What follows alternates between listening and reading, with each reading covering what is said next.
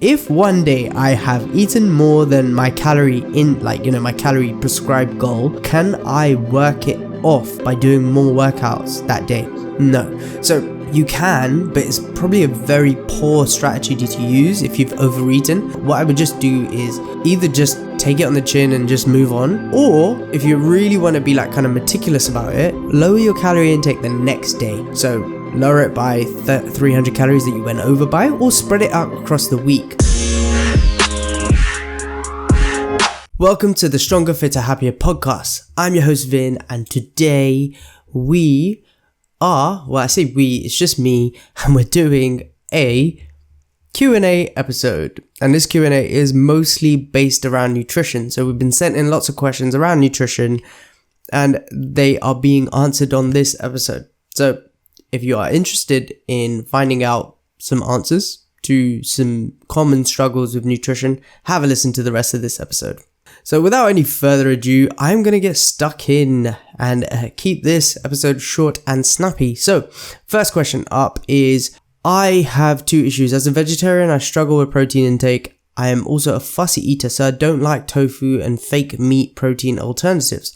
The most that I manage is protein yogurts, and I have recently started eating eggs, but I'm not a big fan though. How would you help with this? I also have celiac disease, so all recommendations would have to be gluten-free. There are plenty of protein sources, and often people are quick to turn to tofu and fake meats and protein powders and that sorts of things. Well, the one of the best ways to get in protein as a vegetarian is using lentils and pulses and protein sources like that, and grains. That way, they are gluten-free, which is perfect for you, but also they're high in protein, but also high in carbs as well. So you're kind of killing two birds with one stone for you in particular. Like you said, protein yogurts. Now, normal yogurts, Greek yogurts, cheeses, low-fat cheeses, any dairy product will actually help with your protein intake too. So if you're not, partial to having dairy products, then that's a great way to go. But yeah, what I would recommend is things like pulses, grains, beans, lentils, that sort of thing is probably the best bet for you. And then go for the yogurts and the dairy products after that. This person in particular has inquired about Beyond a diet, so I will give you some advice on there as well. With one of the tools that we provide on Beyond a diet is a protein calculator. So what it does, you say you wanted to eat 30 grams of protein. You would put in, I need to know what's going to give me 30 grams of protein. And there's a whole list of foods that we will then kind of give you amounts for. So for example, it will tell you how much you need to eat for, let's say, I don't know, how much cheese you need to eat to get 30 grams of protein, how much milk you need to drink for 30 grams of protein, how much meat you may need to eat, and so on and so forth. So that's a really good tool that will be super useful for you in particular. Next question. So it was, I've read many articles and books over the type of diet for over 40s women need to follow. They're all based more on totally minimizing your calorie intake. This is what always puts me off from even trying.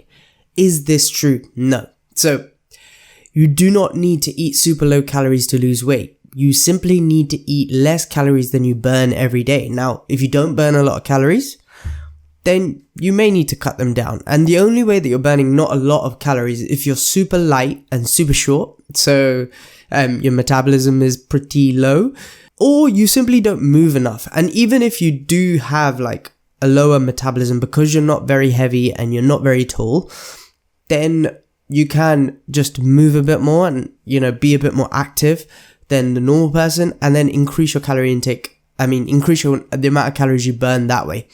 So no, you don't need to starve yourself to basically lose weight. And let's say for you, to lose weight, you need to eat something like 1200 calories.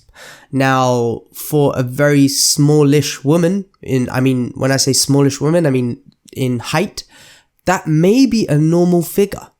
Now, 1200 may not seem like a lot of calories, and for a lot of people it's not, but you can fit a lot of nutrient dense food that fills you up within that calorie intake. So whether your calorie intake is 1200 or 2000, you can maximize the amount of food to eat within that. So if you just ate donuts all day, yeah, you might eat 5 donuts and then, you can't eat anything else.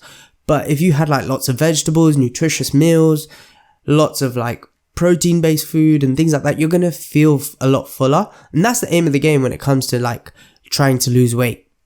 Eat as much food as you can within your calorie intake and try to be full. Try to be satisfied. And that's where people go wrong. They kind of restrict themselves and starve themselves, but also don't eat satisfying food. Whereas you can lose weight and be satisfied at the same time in terms of like the amount of food you're eating. And that's where you're probably going wrong. Well, you're not going wrong. You're saying that's what puts you off from trying. Well, don't be put off from trying because you can do it the right way.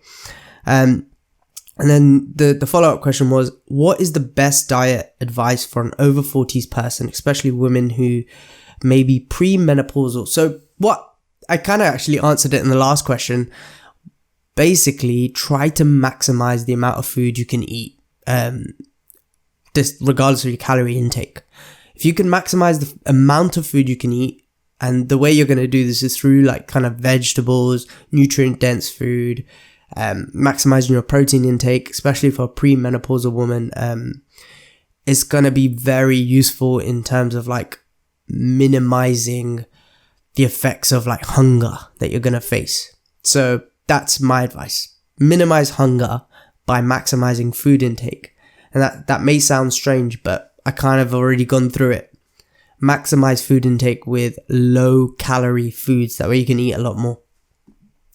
So, next question we had was, how does weight training and workouts affect the scales?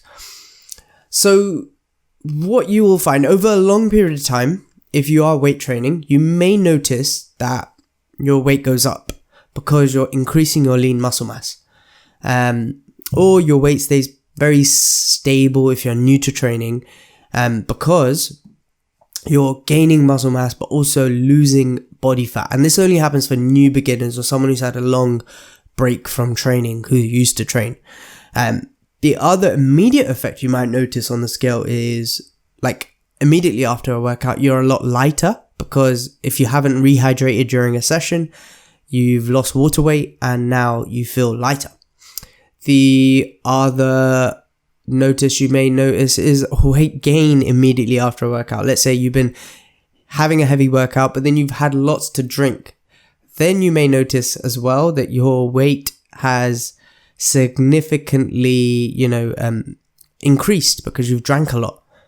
So those are some of the effects that you may have during the workout, from workouts, but don't kind of like, look at your weight if you are trying to lose weight, like so regimentally like that. So another question we had was, time of the month, how do you control sweet cravings? The way I would control sweet cravings during your time of the month is by eating a little bit more food. And that may sound like a strange thing to tell you to do. But the reason why I tell you to do this is because when you are on your monthly cycle, you're actually increasing your metabolism. So you're burning more calories during that time. So if you're trying to lose weight at the moment, what you're going to notice is that your hunger levels go up because you're already in a calorie deficit. So you're already burning eating less calories than you burn. And then you're burning more calories during your menstrual cycle. And now you're in a bigger deficit. So your hunger levels go up. So if you just simply eat a little bit more, not a huge amount, you'll probably notice that you're going to not be as hungry and you're going to have less sweet cravings. The other thing is increasing your protein intake during this time as well will help curb some cravings as well. And if you have sweet cravings, the best way to kind of control it is maybe just give yourself some sweet food, but you also got to know yourself. like if you're someone who can't control your cravings, like once you start like eating a little bit of a biscuit and you have to finish the whole pack, don't do that. Have something else. Someone has asked, I'm losing weight, it's coming off places where I don't want it to, and where I want to lose weight, it's not shifting. Unfortunately, there's not much you can do about this one. What you'll find is when you're trying to lose weight, your body just loses weight from where it wants to go. So, for example, when you lose weight, you'll notice you may lose it from your face, your neck, your collarbones, around these areas first. And your tummy is where you want to lose it, and you're not. Unfortunately, it's like draining a swimming pool. What happens is when you drain a swimming pool, the shallow end starts to go down first, and the deep end is left with more water, and eventually the deep end will drain itself as well. This is the same way your body works. Where there's less body fat, you'll notice more of a change faster. And when there's more body fat, you won't see much of a difference until the end. And, which is kind of the opposite of what everyone wants, because where there's less body fat, you're probably not too bothered about. Like if you don't carry much weight on your face or your calves or your arms or whatever, you may not care that, there's a little bit of body fat there. Whereas you may want to lose it on your tummy. What I would recommend you to do is just be patient. Just slowly let it come down, and eventually it will come down off those areas that you want it to come down on. But at the same time, then you will look leaner in the places you may not want to look leaner. This is just one of those things like you find. It's like when you see bodybuilders, those ones that get on stage and things like that, especially the women. Say they want to like have really ripped and toned legs. You see their face looking gaunt as if they're unwell. And this is just something that they have to get to the extreme of getting to have like really, really ripped legs and defined bodies. I'm not saying that most normal people want to get to that level, but this is the kind of extreme I'm talking about. Like, there's just an extreme example is what I'm trying to say. So, is moving to maintenance over the Christmas break and then going back into a deficit in the new year a good idea? Definitely a good idea. If you're trying to diet over the Christmas period, sometimes it's very difficult. So to go on a little diet break, so to call it, and just kind of maintaining your calorie intake, so bringing your calories up to maintenance level, so you're maintaining your weight, is a very good idea. You don't gain weight, you still have some level of control, and then you can get back on it in the new year, and it gives you a little bit of a refresh as well. It's a great thing to do if you want to kind of have a little bit of a break and eat a bit more food over the festive period. So next question was, what's better in an Indian restaurant, bread or rice? Either. It really doesn't matter. I think both carb sources are quite carb dense in terms of the amount that you get on the plate. So like a naan bread would be 30 to 60 grams of carbs, depending on the size. But then a bowl of rice could be the same. So it's down to you in terms of preference. What can you bulk out with it? So like I would look at like things like bulking out other things around the plate, like salads, vegetables, protein, that sort of thing. But yeah, on the rice and bread, it's literally preference to you. Neither is bad, neither is worse, neither is like kind of hard, good or bad. Someone has asked, I'm confused about paneer. Normally we hear this is high in fat and calories, but it seems to be a good source of protein. It is a good source of protein. It can be a good source of protein if you have a lot of it. Problem is, it is high in fat then, and then obviously high in calories. So there are alternatives, like paneer is like a soft cheese for anyone who doesn't know. And what you can do is buy a low-fat alternative, and then you can use it as a good protein intake and not too high in calories. And this goes for anything like mozzarella cheese balls, cheddar cheese. If you're someone who's a vegetarian or someone who's just trying to use dairy to get their protein intake in and rather than meat, then go for a low-fat alternative. That way you can have more of it to increase your protein, but not worry about the calories as much. Someone has asked, I have a protein shake and a grenade bar. Is this too much? I love the grenade bar because it hits my sweet craving too. I'm not sure what you mean by is it too much? as long as you're hitting within your calorie intake, if you're trying to lose weight, that is, I think you're probably like asking whether it's too much processed sources of protein. No, it's not. As long as you're not having any adverse side effects in terms of like bowel movements and that sort of thing, then don't worry about it. When you say, I think the Grenade bar, protein bars actually have like a warning on the label. I'm pretty sure they have an ingredient like a sweetener that can act as a laxative if you have too many. So try not to have too many protein bars in a day. Otherwise, you may find a bit runny when you go to the loo. I've got another question that says, if one day I have eaten more than my calorie my calorie prescribed goal, can I work it off by doing more workouts that day? No. So you can, but it's probably a very poor strategy to use if you've overeaten. So for example, say you're trying to lose weight, you know that 1500 calories you need to hit to lose weight. And then you go over by 300. There's no point trying to have a 300 calorie workout. What I would just do is either just take it on the chin and just move on, or if you really want to be like kind of meticulous about it, lower your calorie intake the next day. So lower it by 300 calories that you went over by, or spread it out across the week. Like, say there's 6 days left in the week, divide the 300 calories by 6 days and then spread it out. That's how much you need to eat lower. So don't look at your calories day by day often. Try to look at it as a whole week. So let's say for simple maths, let's say you had to eat 1,000 calories a day. Don't eat 1,000 calories a day, but let's say you had to, or 2,000 calories, more realistic. That would mean that across the week, you need to eat 1,400 calories. So let's say you went 2,500 one day, you can still hit 14,000 calories in the week if you manage your calorie intakes across the next few days. So that's what I'm trying to say.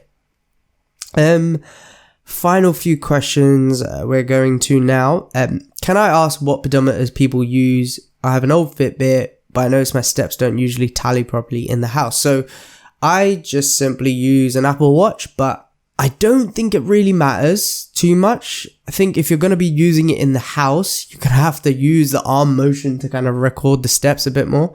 Other than that, like I've heard Apple Watch is a good kind of standard on the steps and has a small margin for error, but everything's going to have some error. So whatever you're using, like just kind of go by that one. Like the error will be the same every day. So let's say it missed 5,000 steps from what you've done, then you kind of, if you're hitting that same level of steps every day and not using like different watches to track steps on different days, it doesn't really matter. It's like using a broken scale. If the scale is 3 kilos out every time you're using that scale, you'll still know that you're losing weight if it's going down, for example. Unless it's just a totally mashed up and broken scale or a broken watch or a broken tracker. Then yeah, get a new one. Someone has asked, if you're batch cooking, for example, like veggie mince with tomato passata, black beans, how do you calorie count this? Would you just add everything together and split it equally? Yeah, so let's say, I don't know, you were recording. The way you could do it is like you could measure the ingredients before you put it in. So say you're making 7 days worth of food, and then that meant you cooking a kilo of beans or whatever. Then you could just divide that by 7 and split it up equally. Like you could weigh it and stuff, but you could just eyeball it as well. It equals 7 pots, and that's probably the easiest way to go. And then just put that into your whatever app you're using to track your calories. Can someone give me examples of food that would be high in protein we can add to meals or as snacks? So the best way to increase your protein intake will be meat to main meals. So lean sources of protein, eggs, dairy products, lentils, pulses, beans, that sort of thing to main meals is going to be your best option to increase your protein. Snacks, things like with snacks, I tend to just go for like a protein product. So like a protein powder is my best option. It's the most convenient, most easy on the go, quick to add, and really simple to use. So that's what I tend to go for. But yeah, like yogurts, things like that as well on the move are really good. Someone has asked, what happens when I don't meet my daily calories? So say you're trying to lose weight, then what happens is you just may lose a bit more weight that day. So if your goal is 1500 calories to lose weight and you only ate 1000 calories one day, you can carry over those 500 calories to eat in the rest of the week if you're like kind of looking at it from a bigger window. But otherwise, you're just going to lose a bit more weight that day. Crash dieting, like drastically reducing your calories for a long period of time is a recipe for disaster. But short term, it just simply means that you lose a bit more weight a bit faster. And if you are someone who's trying to maintain your weight, you're going to lose weight and you can eat a bit more the next day to bring it up. And the same goes for if you're trying to gain weight. You're just not going to gain weight. You're not going to hit your goal basically if you undereat on calories drastically, unless weight loss is your goal, and you're going to probably reach it a little bit faster, with a caveat that drastically reducing your calories only works as a short term, that kind of, like, let's say you were doing it 3 weeks, you were going like on a big deficit, like 40% of a deficit. You will lose weight quite quickly, but you won't be able to adhere for it for a very long period of time. For example, what will happen is your hunger will spike quite quickly. You will find that you may get cranky. You may feel the negative side effects of weight loss a bit faster. So yeah, that's just something to bear in mind. Someone's asked, does height and weight and gender affect calorie targets? Yes, that's basically what makes up your metabolism, quite the bulk of your metabolism, when you use a formula to calculate your calorie target. Then I think these are the coming up to final questions now. I've said that I think a few times now. Does muscle weigh more than fat? I heard someone say it's the same. Yes, it is a myth. Basically, it's the same. Like a kilo of, think of it as like, it's like, what's heavier, a kilo of feathers or a kilo of bricks? They weigh the same. 1 kilo is 1 kilo. So like that's how you have to look at it. What will happen, where people get confused is if there is the same amount of muscle, like in terms of visually, like let's say there's a fistful of muscle and a fistful of fat, then what you'll find is the fistful of muscle will weigh more than a fistful of fat, because muscle is more dense and fat takes up more space. So to have a kilo of muscle, let's say it is a fistful in size, a kilo of fat in its equivalent will be, let's say, like, I don't know off the top of my head, but for example, just so you get an example, it may be like 4 fistfuls of fat. And yeah, that's what I'm trying to get at. Like, if you put them on the scale, if they're equal visually, then one will be heavier than the other. But if they match in weight, then they match in weight. And next question, can you lose inches but not weight, and how does that work? Yes, you can lose inches of your body and not weight. So the most common way of this is like that you're gaining muscle and you're also losing body fat. So you may be like kind of not losing weight on the scale, but you're losing body fat like around your tummy, but you're also gaining muscle at the same time. And this only usually happens for beginners or someone who's had a long break from training, not for everyone. But yeah, that's normally the common way that will happen. Next question, does poor sleep affect weight gain, weight loss? Yes. This person's particularly said that when they notice that when they don't sleep, the cravings hit them hard and it's a lot harder to resist. Definitely. You actually produce more ghrelin, and ghrelin is a hunger hormone. It ramps up your appetite and it reduces, like a lack of sleep reduces leptin as a hormone, and leptin is your appetite control hormone. It's the one that tells you you're full. So it's basically a disaster, a recipe for disaster basically. When you're sleeping less, it makes you want to eat more, and unfortunately that doesn't help with your goal of trying to lose weight. final question actually, is it normal to feel thirstier like on a diet? I haven't actually come across this before, so I don't know what to say actually. You may actually find that you're thirstier. Thirst is an indicator that you are slightly dehydrated. So what you're actually, there isn't a smart answer to this, it's just come to me. When you are losing weight, what you may notice is you pee a lot more. So when you burn body fat, what happens is it turns into carbon dioxide, but also you wee it out and you poop it out through water. So you lose it through like basically carbon dioxide and water. And you will notice that you're weeing a little bit more as well. So that may be what's causing you to feel thirstier, because you're losing body fat, you're peeing a bit more, and you're slightly dehydrated. The other thing that you actually may notice is that because you're more like, when this person in particular is working with us on Beyond a Diet, so they are actively taking more steps, working out a bit more. So that may be why you're thirstier as well, because you're moving more, you're using that water up a bit more, so you're slightly dehydrated as well.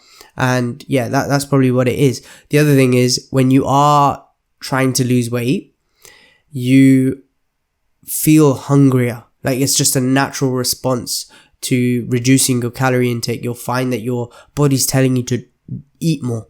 And often that feeling is very similar to feeling thirsty. So yeah, that may be why as well. So, and that brings me to the end of all of the questions. So yeah, that's all of the questions, all done and over. So that is the end of today's episode of the podcast. I hope you enjoyed that. I hope that answered a few questions if you have them. If you have any questions for me and you would like me to answer questions on the next episode, or Nikhil and Sadie, you want us to answer questions together, then send them in or leave them on the comments. You can send them in at podcast@bodybeyond.co.uk, or just hit us up on the YouTube comments or Facebook comments, and we'll get them answered for you. Otherwise, over and out. I hope you enjoyed that. Take care.